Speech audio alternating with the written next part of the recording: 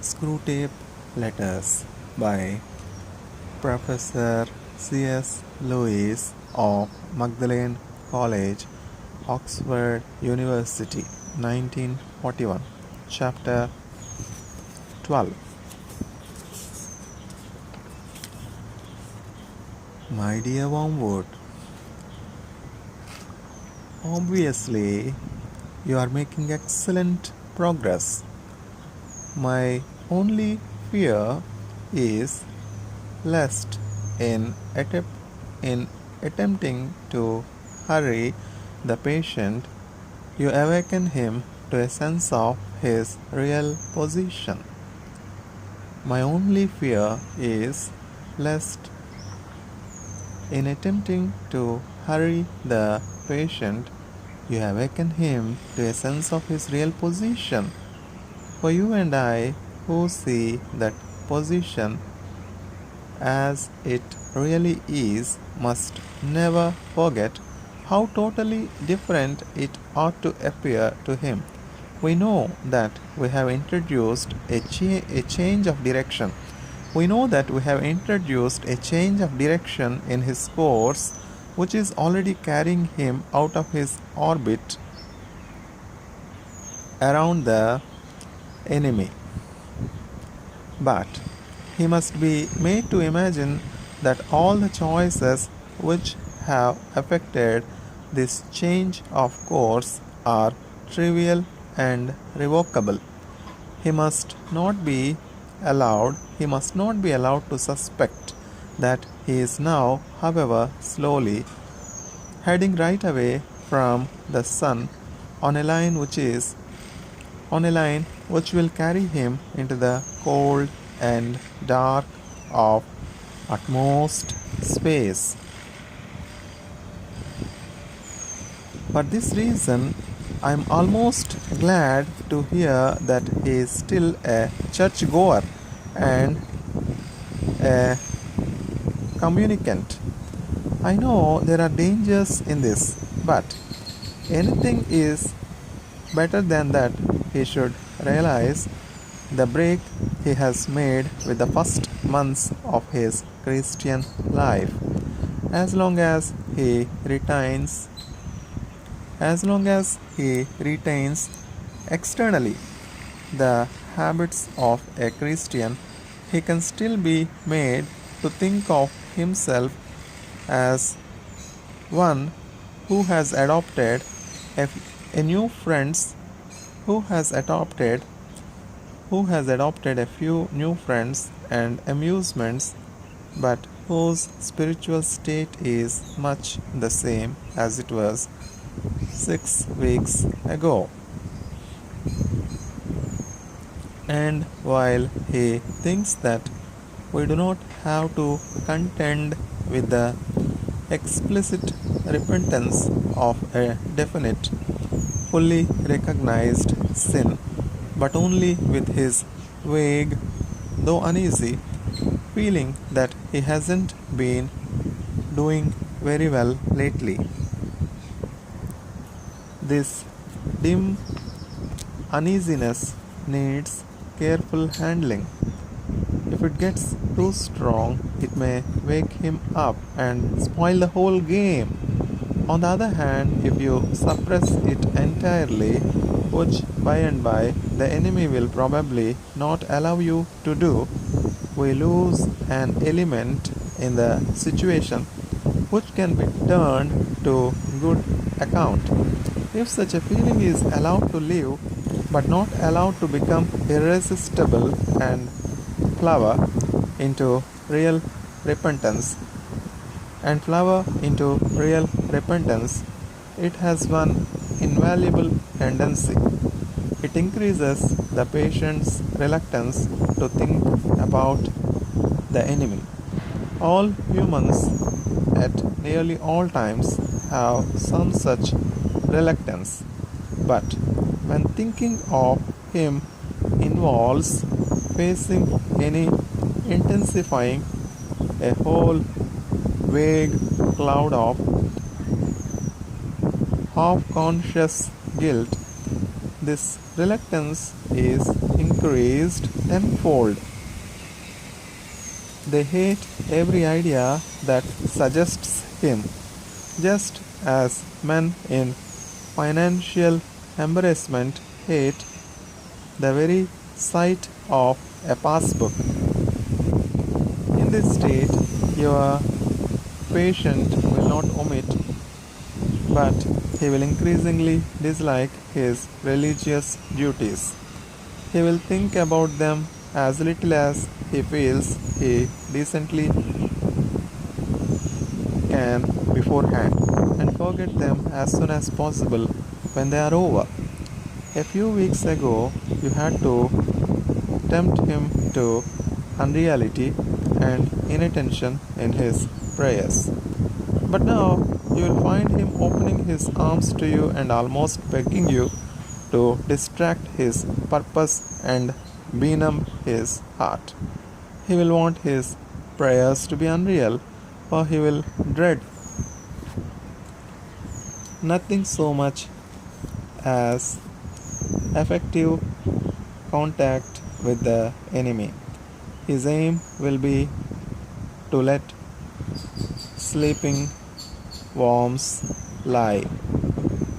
His aim will be to let sleeping worms lie. As this condition becomes more fully established, you will be gradually freed from the tiresome business of providing pleasures as temptations.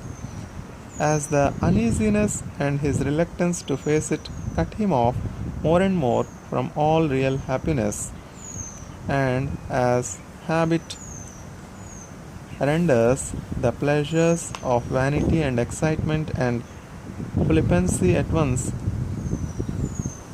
less pleasant and harder to forego, but that is what habit fortunately does to a pleasure.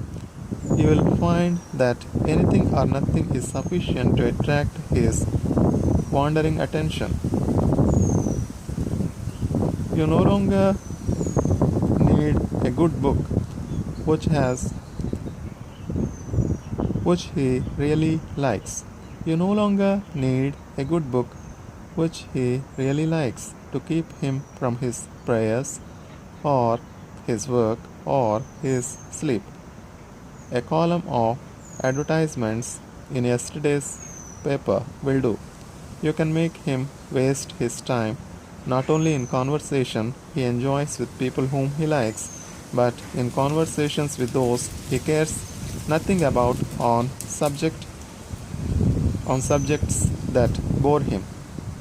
But in conversations with those he cares nothing about on subjects that bore him. You can make him do nothing at all for long periods. You can keep him up late at night, not roistering but staring at a dead fire in a cold room.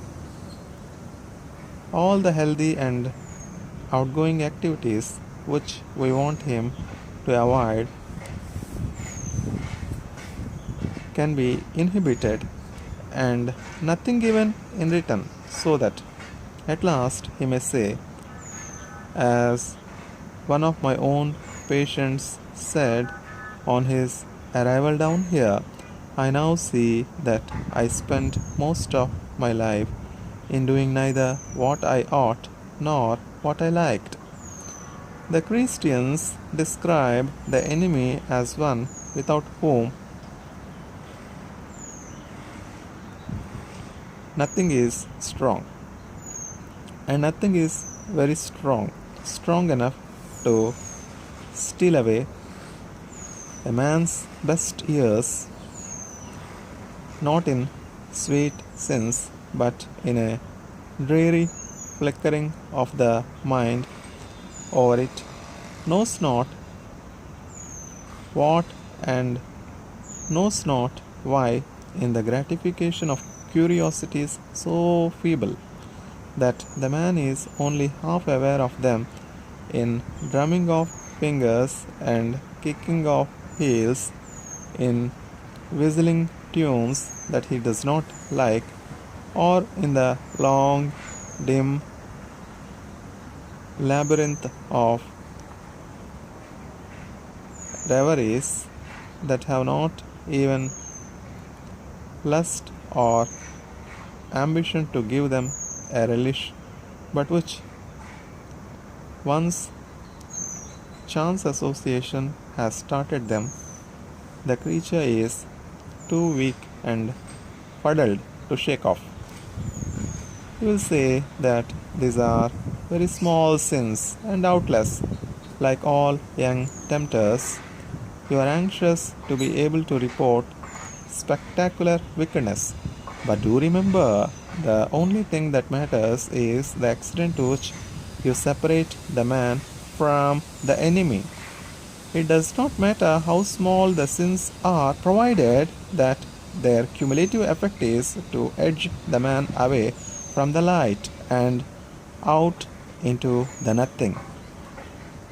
Murder is no better than cards if cards can do the trick. Indeed, the safest road to hell is the gradual one, the gentle slope, soft underfoot, without sudden turnings, without milestones, without signposts. Your affectionate uncle, Screwtape.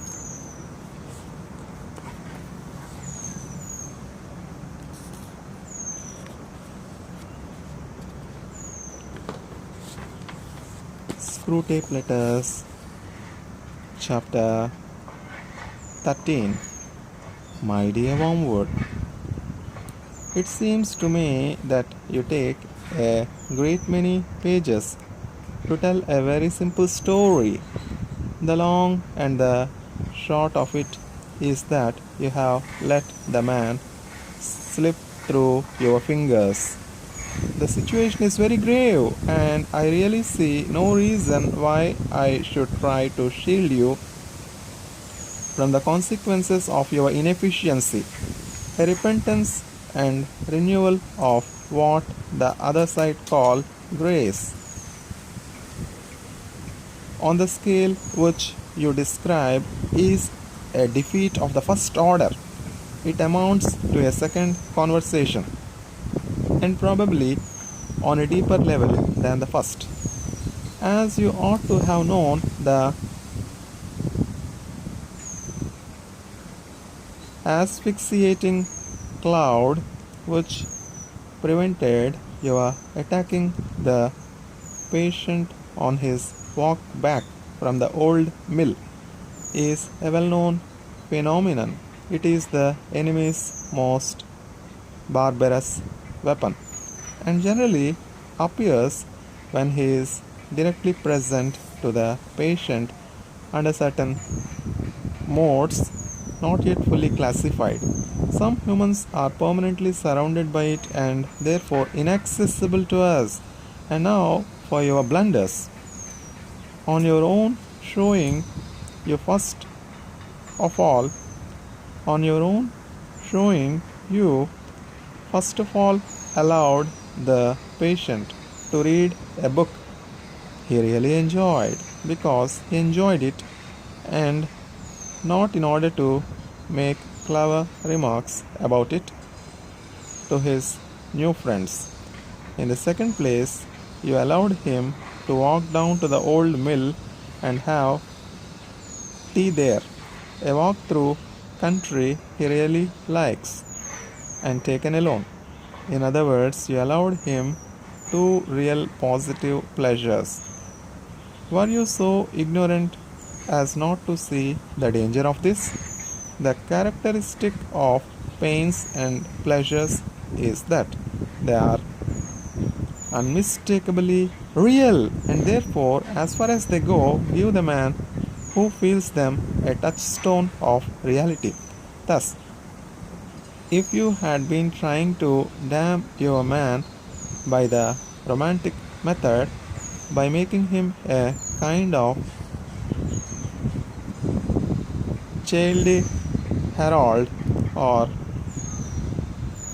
Werther submerged in self-pity for imaginary distresses, you would try to protect him at all costs from any real pain. Because, of course, 5 minutes genuine toothache would reveal the romantic sorrows for the nonsense they were and unmask your whole stratagem. But you are trying to damn your patient by the world, that is, by palming off vanity, bustle, irony, and expensive tedium as pleasures. How can you have failed to see that a real, a real pleasure was the last thing you ought to have let him meet? Didn't you foresee that it would just kill, by contrast, all the trumpery which you have been so laboriously teaching him to value? And that the sort of pleasure which the book and the walk gave him was the most dangerous of all, that it would peel off from his sensibility, but it would peel off from his sensibility the kind of crust you have been forming on it, and make him feel that he was coming home, recovering himself. As a preliminary to detaching him from the enemy, you wanted to detach him for himself and had made some progress in doing so. Now all that is undone. Of course, I know that the enemy also wants to detach men from themselves, but in a different way. Remember always that he really likes the little vermin and sets an absurd value on the distinctness of every one of them. When he talks of their losing their selves,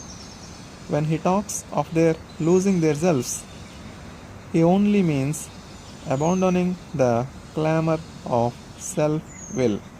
Once they have done that, he really gives them back all their personality and boasts, I am afraid sincerely, that when they are wholly his, they will be more themselves than ever.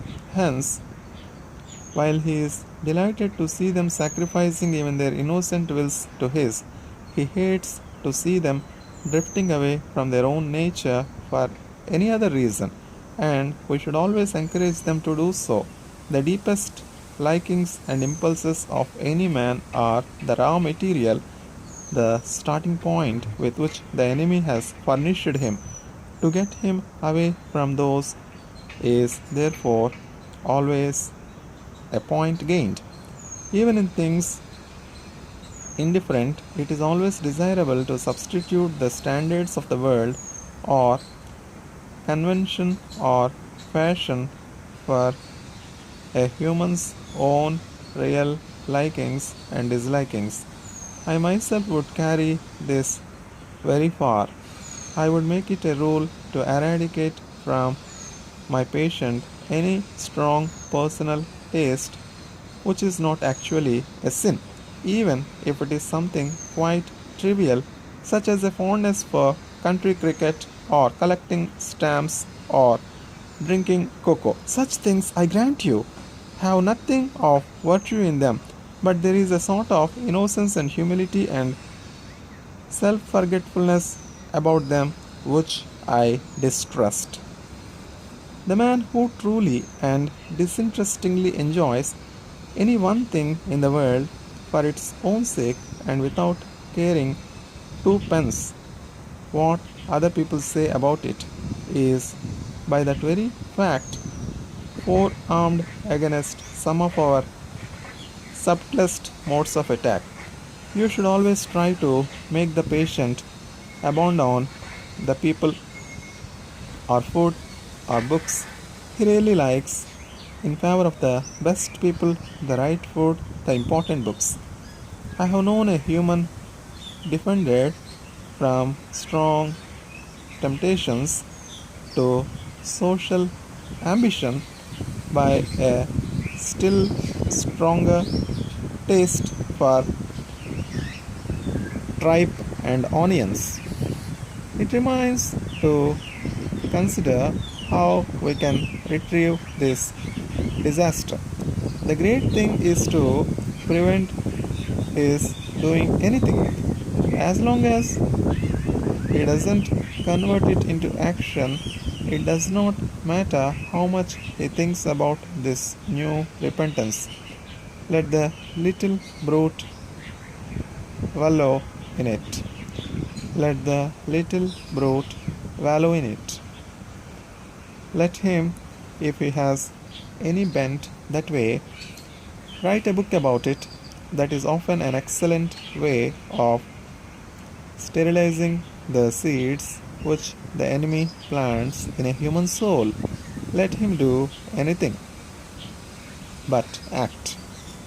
No amount of pity in his imagination and affections will harm us if we can keep it out of his will. As one of the humans has said, active habits are strengthened by repetition, but passive ones are weakened. The more often he feels without acting, the less he will be able ever to act, and in the long run, the less he will be able to feel. Your affectionate uncle, Screwtape. Screwtape Letters, Chapter 14. My dear Wormwood, the most alarming thing in your last account of the patient is that he is making none of those confident resolutions which marked his original conversion. No more lavish promises of perpetual virtue, I gather. Not even the expectation of an endowment of grace for life, but only hope for the daily and hourly pittance to meet the daily and hourly temptation. This is very bad. I see only one thing to do at the moment. Your patient has become humble. You have drawn his attention to the fact. All virtues are less formidable to us once the man is aware that he has them, but this is specifically true of humility. Catch him at the moment when he is really poor in spirit and smuggle into his mind the gratifying reflection.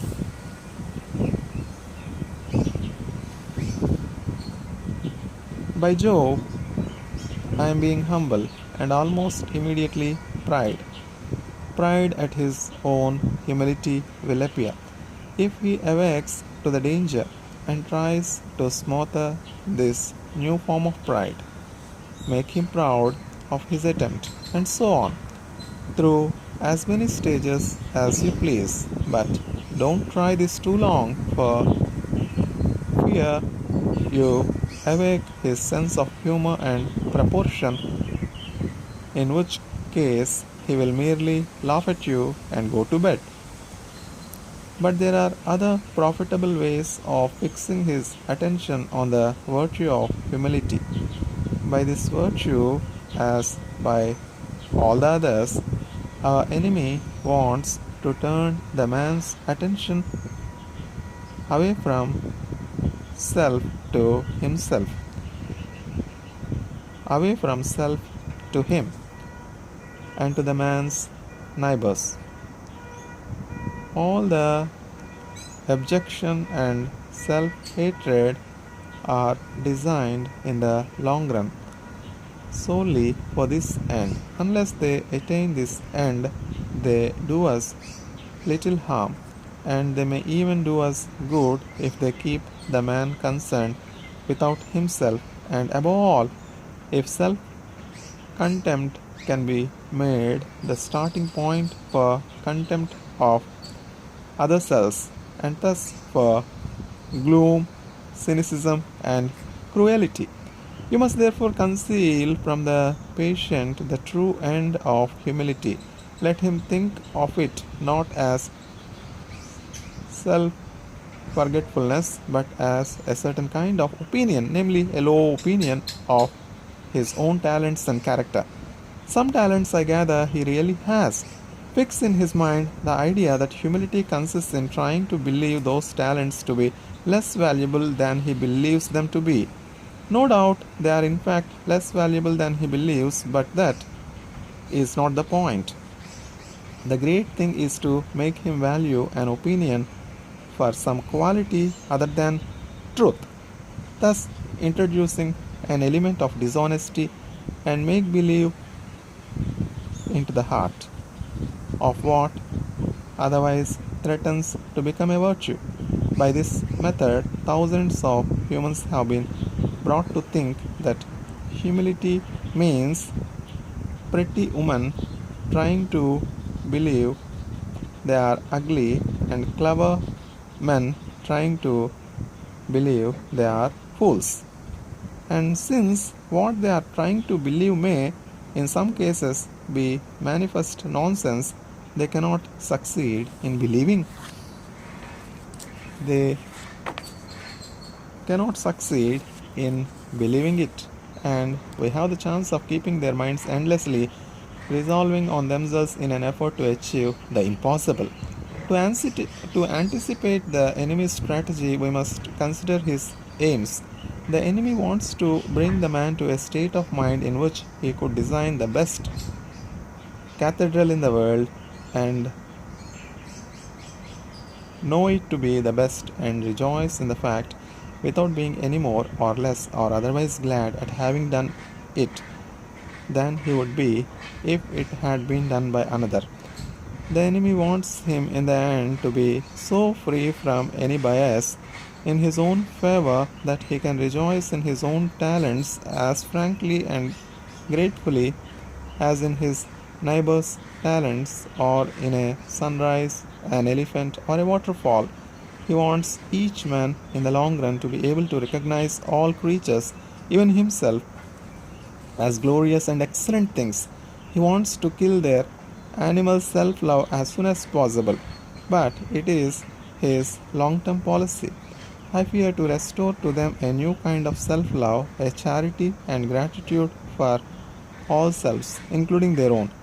When they have really learned to love their neighbors as themselves, they will be allowed to love themselves as their neighbors. For we must never forget what is the most repellent and inexplicable trait in our enemy. He really loves the hairless bipeds he has created and always gives back to them with his right hand what he has taken away with his left. His whole effort, therefore, will be to get the man's mind off the subject of his own value altogether. He would rather the man thought himself a great architect or a great poet and then forgot about it, than that he should spend much time and pains trying to think himself a bad one.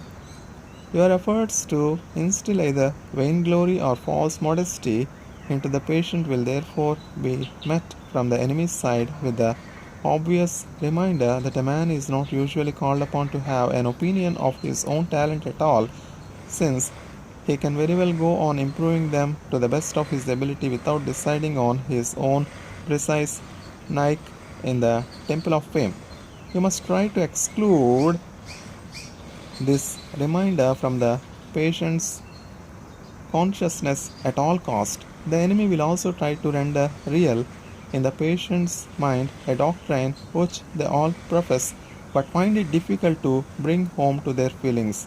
The doctrine that they did not create themselves, that their talents were given them, and that they might as well be proud of the color of their hair. But always and by all methods, the enemy's aim will be to get the patient's mind off such questions, and yours will be to fix it on them. Even of his sins, the enemy does not want him to think too much once they are repented. The sooner the man turns his attention outward, the better the enemy is pleased. Your affectionate uncle, Screwtape. Screwtape Letters, Chapter 14. My dear Wormwood, I had noticed, of course, that the humans were having a lull in their European war, what they naively call the war, and am not surprised that there is a corresponding lull in the patient's anxieties. Do we want to encourage this or to keep him worried? Tortured fear and stupid confidence are both desirable states of mind. Our choice between them raises important questions. The humans live in time, but our enemy destines them to eternity. He therefore, I believe, wants them to attend chiefly to two things: the eternity itself and to that point of time which they call the present. For the present is the point at which time touches eternity. Of the present moment and of it only, humans have an experience analogous to the experience which our enemy has of reality as a whole. In it alone, freedom and actuality are offered them.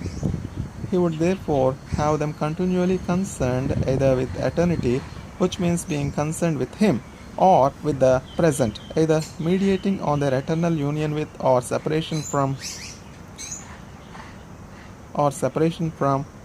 himself, or else obeying the present voice of conscience, bearing the present cross, receiving the present grace, giving thanks for the present pleasure.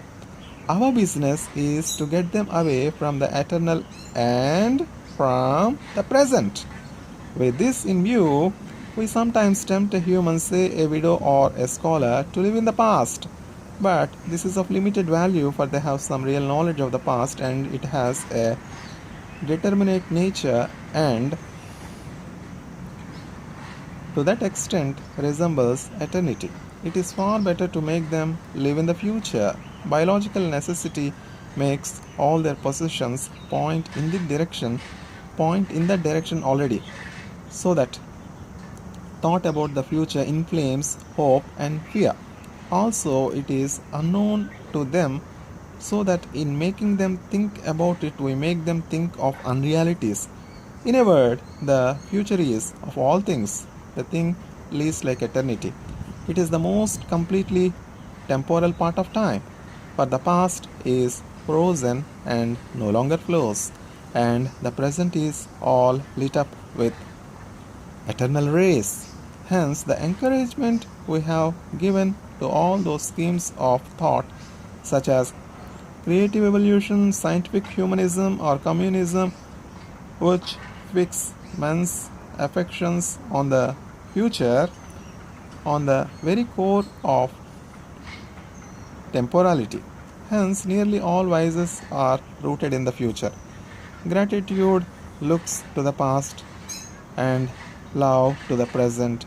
Fear, avarice, lust, and ambition look ahead. Do not think lust an exception. When the present pleasure arrives, the sin which alone interests us is already over. The pleasure is just the part of the process which we regret and would exclude if we would do so without losing the sin. It is the part contributed by the enemy and therefore experienced in a present. The sin which is our contribution looked forward.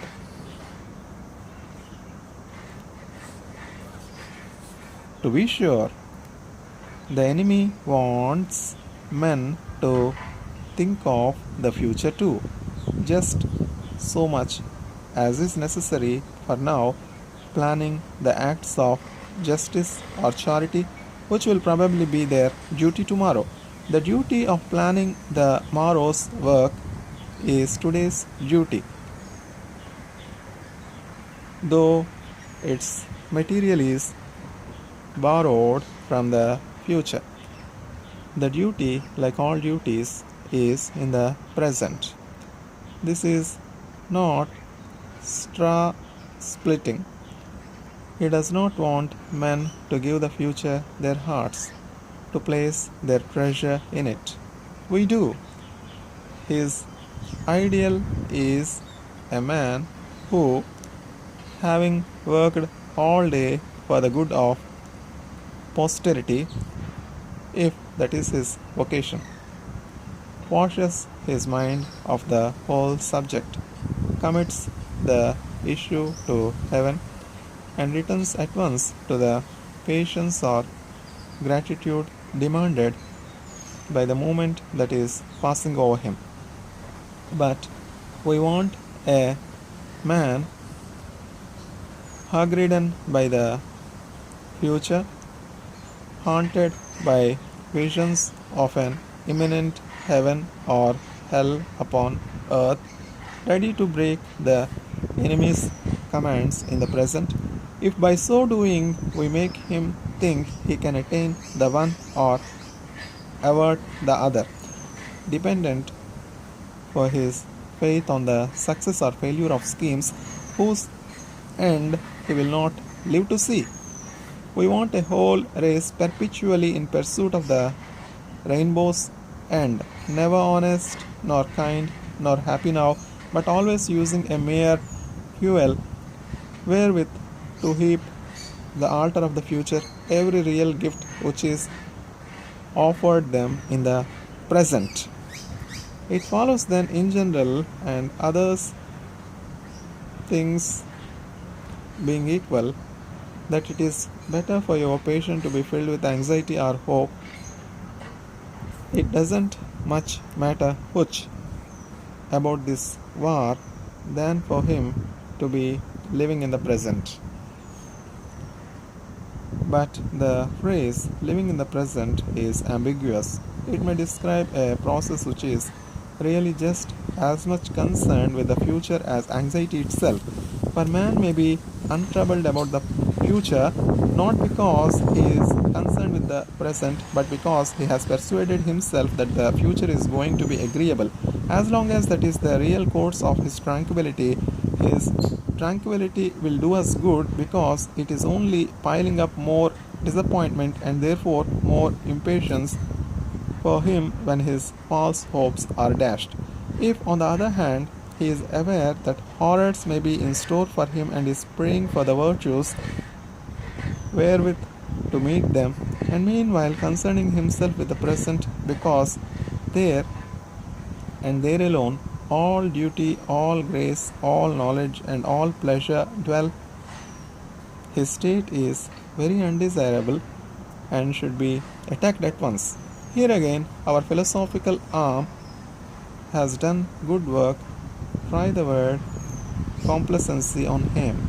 But of course, it is most likely that he is living in the present for none of these reasons, but simply because his health is good and he is enjoying his work.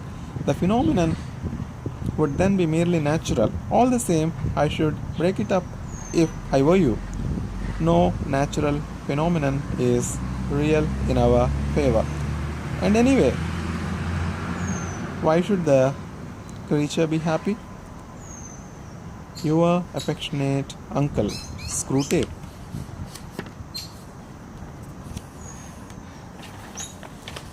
Screwtape Letters, Chapter 16.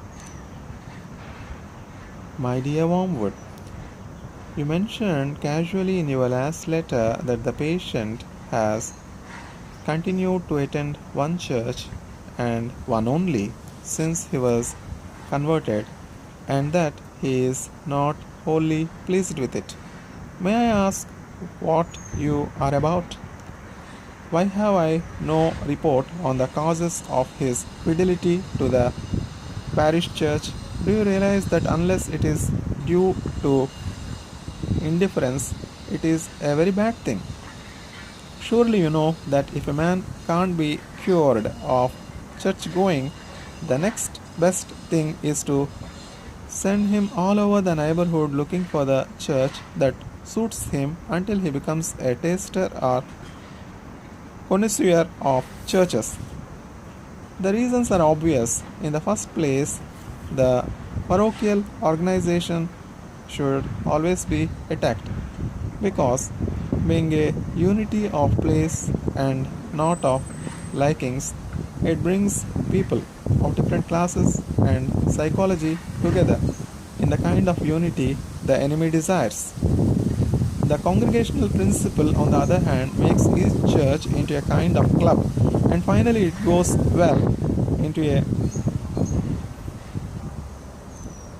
coterie or faction. In the second place, the search for a suitable church makes the man a critic, where the enemy wants him to be a pupil.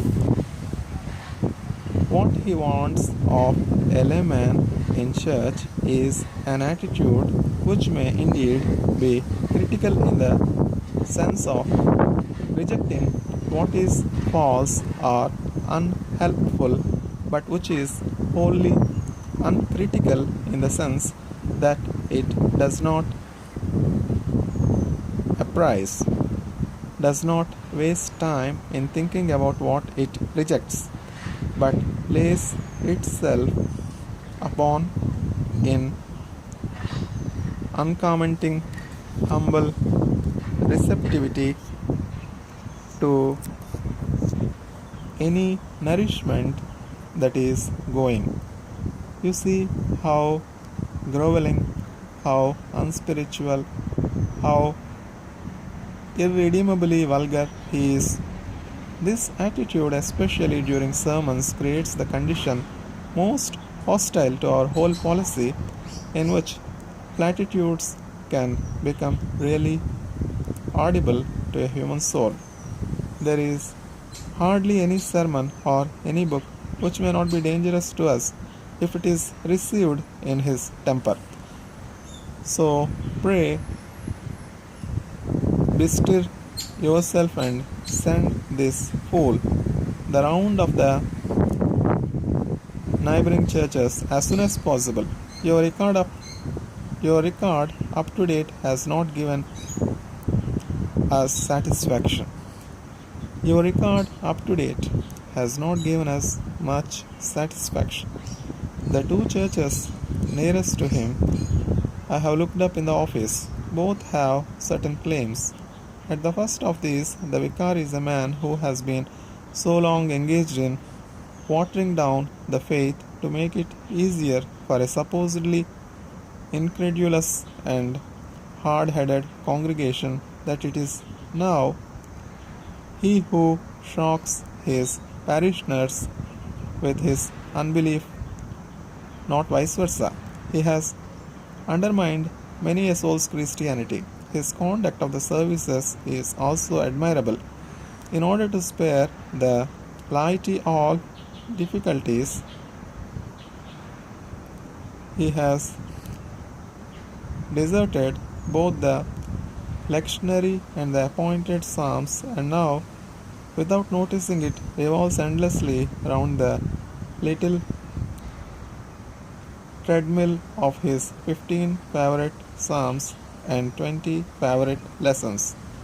We are thus safe from the danger that any truth not already familiar to him and to his flock should ever reach them through Scripture.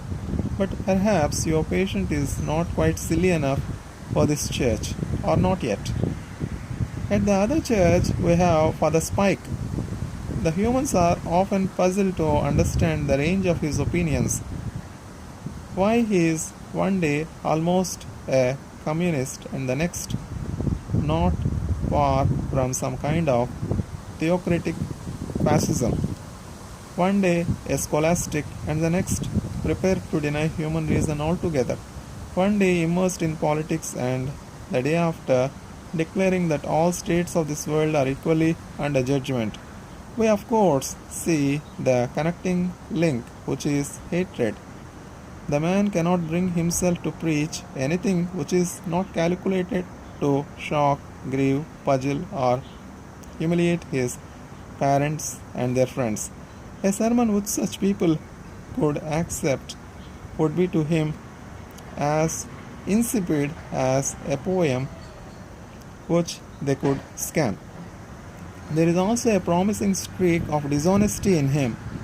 We are teaching him to say the teaching of the church is when he really means, I am almost sure I read recently in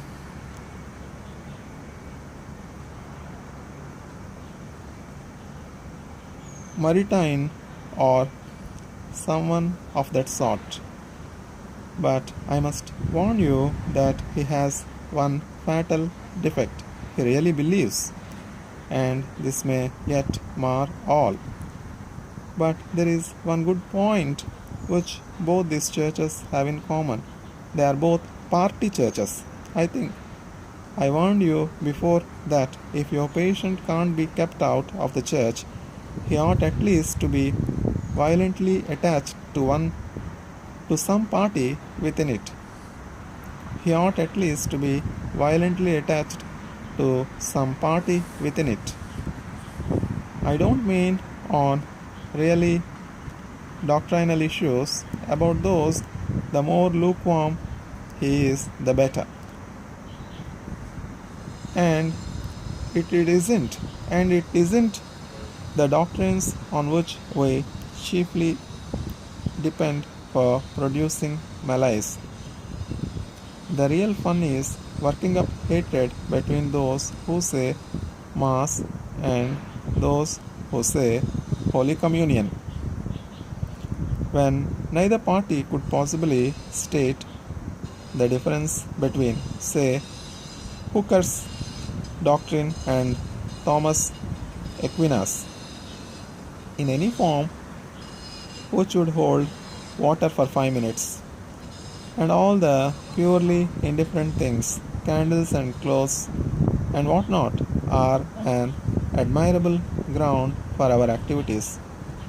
We have quite removed from men's mind what that pestilent fellow, Paul, used to teach about food and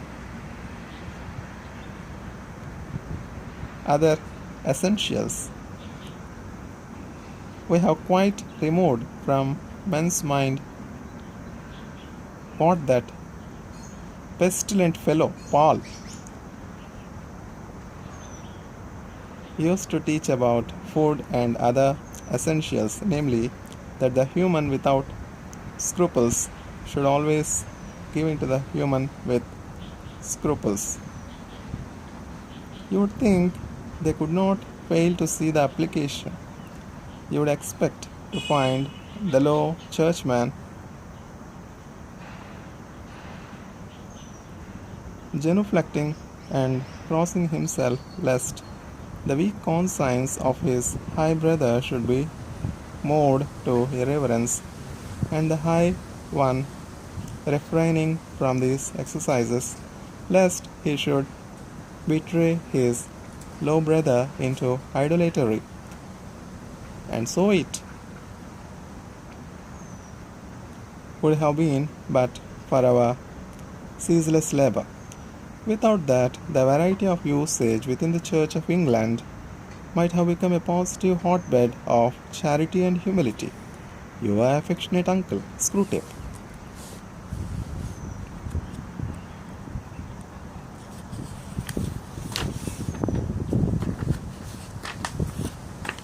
Screwtape Letters, Chapter 17. My dear Wormwood, the contemptuous way in which you spoke of gluttony as a means of catching souls in your last letter only shows your ignorance.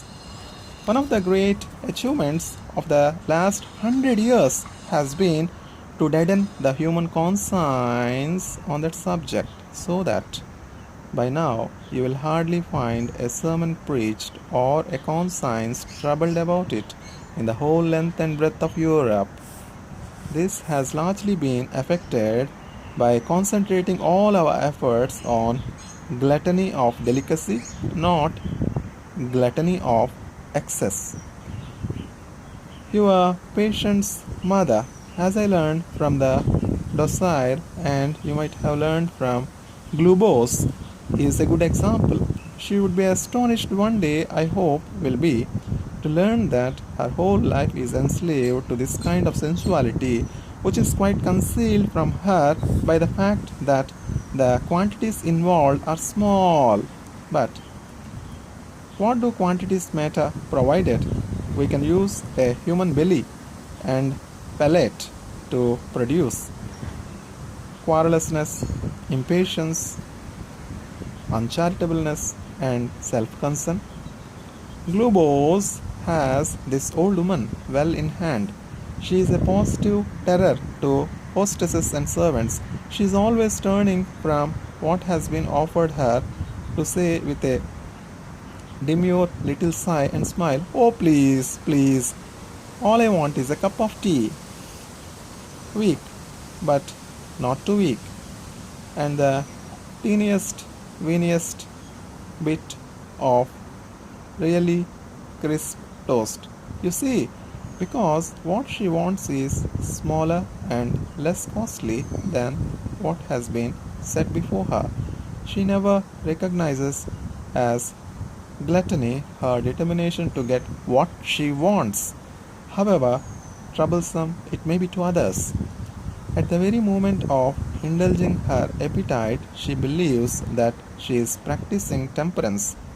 In a crowded restaurant, she gives a little scream at the plate which some overworked waitress has set before her and says, "Oh, that's far, far too much.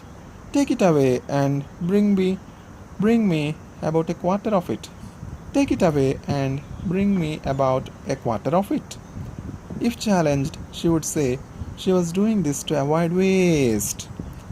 In reality, she does it because the particular shade of delicacy to which we have enslaved her is offended by the sight of more food than she happens to want. The real value of the quite unobtrusive work which Glubose has been doing for years on this old woman can be gauged by the way in which her belly now dominates her whole life. The woman is in what may be called the "all I want" state of mind.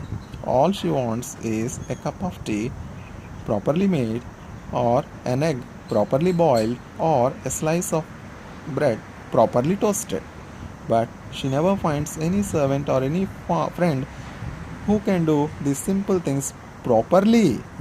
But she can never finds any servants or any friend who can do these things properly, because her properly conceals an insatiable demand for the exact and almost impossible palatal pleasures which she imagines she remembers from the past, a past described by her as the days when you could get good servants, but known to us as the days when her senses were more easily pleased and she had pleasures of other kinds which made her less dependent on those of the table.